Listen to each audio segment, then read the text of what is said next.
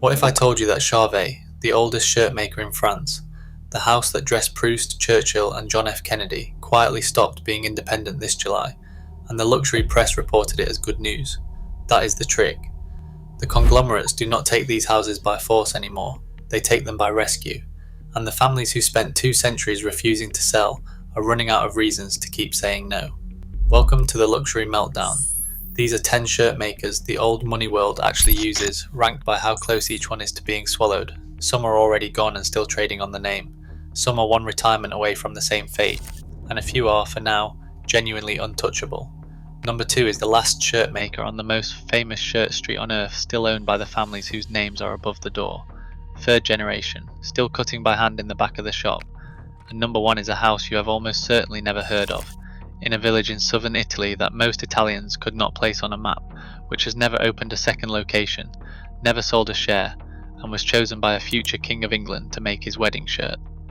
Hit that subscribe button before we start, because we post every week on the houses that still make things properly and the ones quietly cashing in on a name they no longer earn.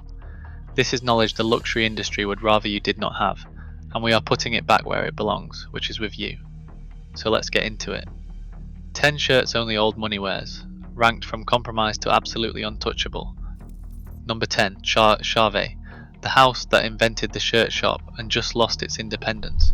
Charvet opened in Paris in 1838, founded by Joseph Christophe Charvet, whose father managed Napoleon's wardrobe. It is widely recognized as the world's first dedicated shirt maker. Before Charvet, you had a tailor make you a shirt, or your household made it. Charvet built the idea that a shirt was its own craft, with its own shop, on Place Vendôme. Think about that. Every shirt maker on this list exists because Charvet turned shirt making into a profession. The client book is not a marketing exercise. Charles Baudelaire, Marcel Proust, Winston Churchill, Jean Cocteau, Charles de Gaulle, John F. Kennedy, Yves Saint Laurent, and Gabrielle Chanel herself, who borrowed shirts from Arthur Capel and built the menswear language of her own house out of them. And this July, the paperwork caught up. Chanel acquired Charvet outright, the business, the archive, and the 6th floor building on Place Vendôme. 188 years of family ownership closed in a single announcement. The Colburn family, who had run it since the 1960s, are in their 70s, and they wanted the workshop to outlive them. And if you think that is the only acquisition coming, LVMH and Kering have been circling this same category for years, and Charvet will not be the last name that falls. Here is what still holds up today. Production has not moved. The shirts are still made at the Saint Gaultier workshop in central France by the same hands, and Charvet's colour range remains the deepest in the trade. Charvet did not get worse. It got owned. And every house left on this list just became a little more nervous, including whichever one made the shirt hanging on the back of your door right now. Number 9. Hilditch and Key, the Jermyn street name whose factory is gone and whose bespoke shirts now come from Milan. Hilditch and Key spent the 20th century as one of the 2 or 3 names that defined the English shirt. Stiff collar, generous cut, cloth that outlived the man wearing it. Why did this house matter? Because Karl Lagerfeld, a man who could have commissioned a shirt from anyone alive, owned more than 1,000 Hilditch and Key shirts. Not a few dozen. More than 1,000. That is not an endorsement. That is dependence. Then the paperwork caught up. The company was sold in the 1970s to Michael Booth, a long-standing customer who later also bought the Hatter Bates. Under a chief executive who had previously run Turnbull and Asser, the Scottish factory was closed. Bespoke production moved to Milan. Here is what still holds up today. The house pattern survived, and an Italian-made Hilditch and Key shirt is still a genuinely good shirt. It is simply not the thing the shop front implies. This is how a name dies without anybody announcing it. No scandal, no collapse. A factory closes, production moves, and the window display stays exactly the same. Go and look at the label inside your own collar, then look at where that brand tells you it comes from. For more houses than you would like, those 2 facts stopped matching decades ago. And if you want a quick comparison, Charles Tyrwhitt sells a shirt on Jermyn Street too. Machine stitched, drop shipped, marketed with heritage language. That is the baseline that the houses on this list are actually being measured against, and most men cannot tell the difference from a shop window.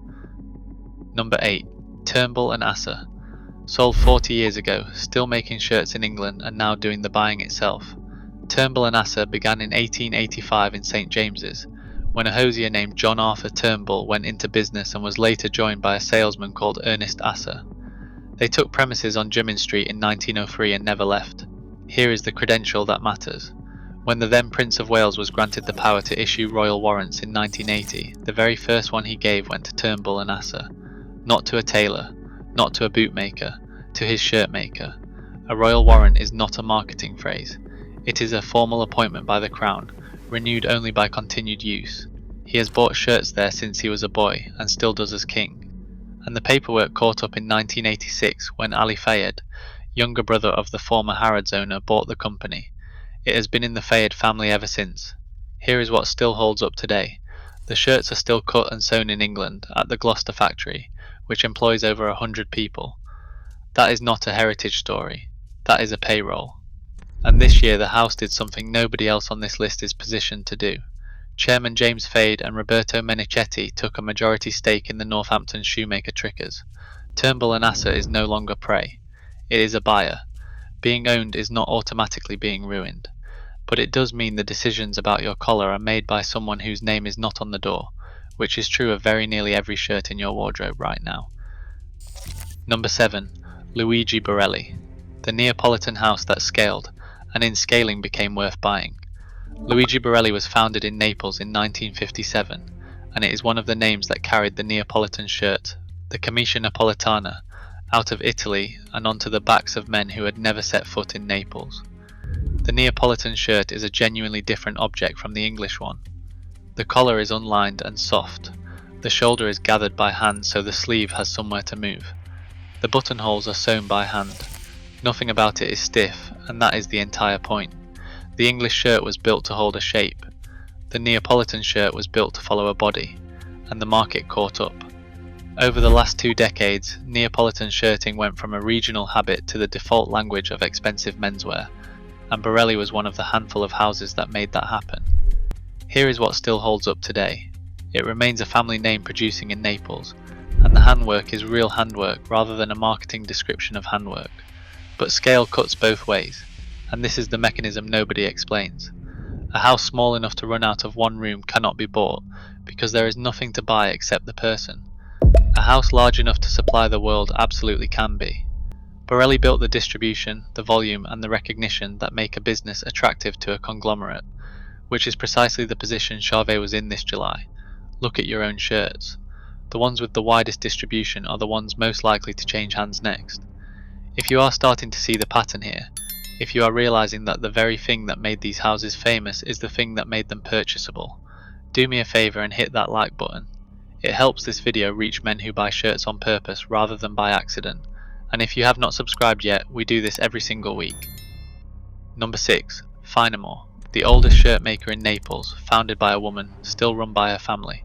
Finamore began in 1925, when Carolina Finamore set up a workshop in the historic centre of Naples and made shirts by hand for a small list of customers. That makes it the oldest luxury shirt maker in the city. It predates Luigi Borrelli by 32 years and Barber Napoli by 39. Think about what that means. Every Neapolitan shirt making convention the rest of the industry now copies was already being practiced in her workshop before most of these houses existed. Her son Alberto and his wife Stefania opened a larger workshop at San Giorgio a Cremano in the 1960s. The third generation took over in the 1990s. Production is still in Naples, still under a Finamore, and the granddaughter running it carries the founder's name. And the record caught up. Finamore is now routinely treated as the reference point for authentic Neapolitan shirting. It is the house the other houses get measured against. Here is what still holds up today. The collar is hand attached and unlined. The shoulder carries the gathered arricchio that gives you the movement. The buttonholes are hand sewn, the buttons are mother of pearl, and the cloth frequently comes from Carlo Riva, the Swiss cotton mill that supplies the finest shirting in the world, and about as good as the fabric gets. For the record, the only other cottons in this category are Sea Island and Egyptian Giza, and Finamore works across all three depending on the commission. 100 years, 3 generations, 1 city, no sale. Pick up the shirt you wore yesterday and look at where the collar meets the yoke. If it is fused flat by a machine, you now know exactly what you have been missing. Number 5. Emma Willis, the shirt maker who bought the factory so that nobody could ever take it from her. Emma Willis trained at the Slade School of Art and started her business in 1989. She opened her Jermyn Street shop in 1999, and she remains the only woman running a shirt-making house on that street. That is not the interesting part. The interesting part is what she owns. Most so-called British shirt makers are brands that place orders with somebody else. Willis owns her production outright. In 2010 she opened her own atelier at Gaulle House, an 18th century townhouse in the centre of Gloucester, and that is where the shirts are actually cut and sewn. Made in England is not a label on her shirts. It is a fact about a building she owns. Why does that matter so much? Because every house on the bottom half of this list lost its soul the same way. Not by being sold, by closing a factory. And the record caught up. She was awarded an MBE for entrepreneurship, and her Style for Soldiers charity, founded in 2008, has been making bespoke shirts and walking sticks for injured servicemen ever since. She personally visited the military rehabilitation hospital for 10 years to take the measurements herself. Here is what still holds up today. Swiss and West Indian Sea Island cotton, hand-turned collars, mother-of-pearl buttons, and a paper pattern kept in Gloucester with your name on it. King Charles, Barack Obama, Colin Firth and Benedict Cumberbatch all wear them. The conglomerates want names and archives. They do not want factories, staff and overheads. Owning your own making has become the single most effective defense against being swallowed, and it is the one thing you cannot see from the outside of a shirt, including the one you have on. Number 4. Sean O'Flynn. One man, one cutting board, nothing to acquire. O'Flynn works from Sackville Street, just across Piccadilly from Jermyn Street, and for context, Savile Row is 3 minutes walk from where he sits, which tells you exactly what tradition he belongs to. He belongs to the very small group of people in London concerned with bespoke shirts and nothing else. Not ready to wear with a bespoke service bolted onto it. Bespoke shirts.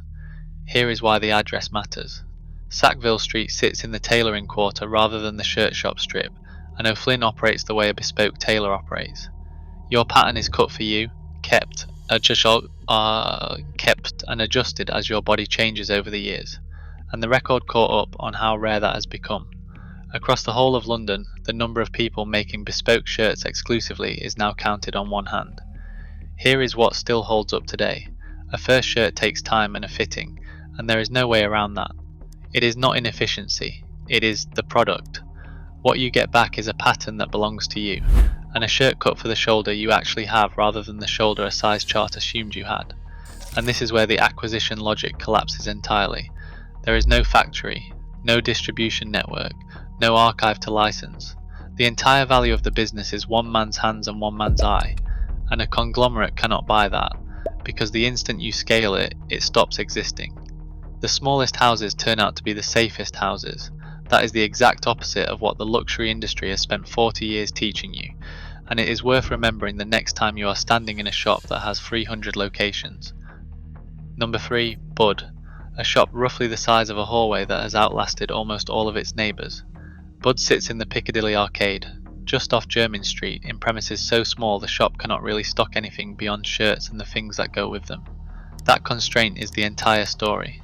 Bud never expanded into a full menswear brand, never built a lifestyle line, never opened in New York. It stayed a shirt shop, on a covered walkway, doing one thing. Why did that save it? Because while the large Jermyn Street names were being sold, restructured and moved offshore, there was simply nothing about Bud worth restructuring. And the record caught up. Bud kept its bespoke making facility on site, in the building, behind the shop, which is now close to unheard of on that street. Here is what still holds up today. Bud will make you a shirt to your own pattern in-house, and its ready-to-wear is cut to Old English proportions, rather than the shrunken modern fit that turns a shirt into a costume the moment you sit down.